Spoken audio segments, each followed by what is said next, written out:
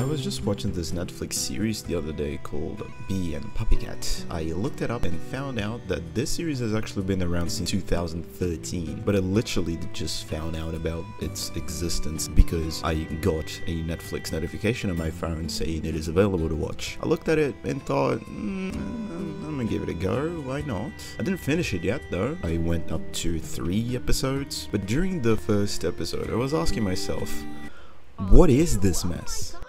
It makes me feel good. Hello, I'm your landlord. I've come for the rent.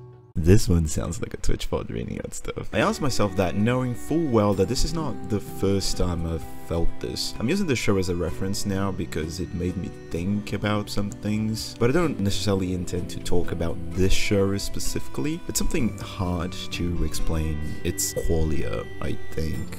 And I'm pushing the boundaries here, trying to verbalize qualia. But this show brings me a feeling of oblivion, maybe? It's kind of like random things that don't really make a lot of sense, but somehow you feel so comfortable. An excitement over things that aren't really that exciting, but a calm excitement, sometimes over excitement.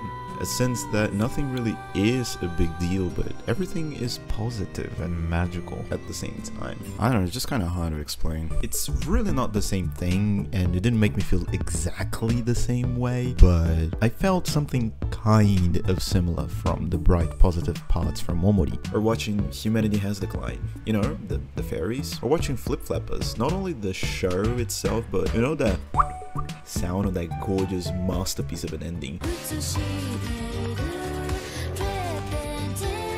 And how that ending makes you feel like you're entering a strange place where nothing seems to make sense but feels familiar at the same time, and it's all just so beautiful and comforting. Feels like a nice dream.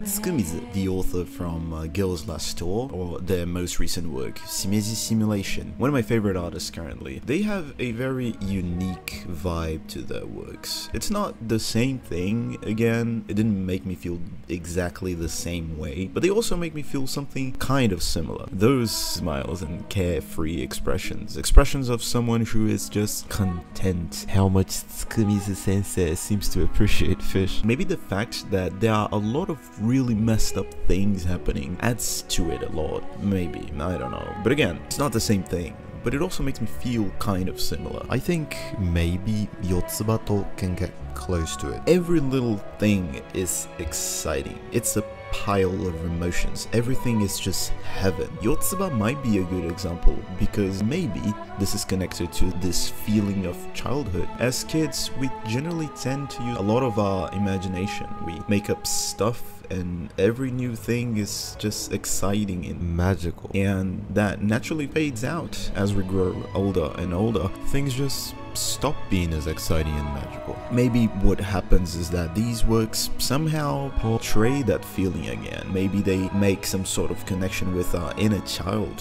which is something that doesn't really matter if it's something made for children or not. It's something kind of apart. I don't mean to say that these works are childish, and I don't think that really matters honestly, nor that they are all about these things, nor that all these works that I mentioned have necessarily something to do with each other. But something I am sure is that I have no clue what I'm talking about, and I just wanted to talk about this. Sorry.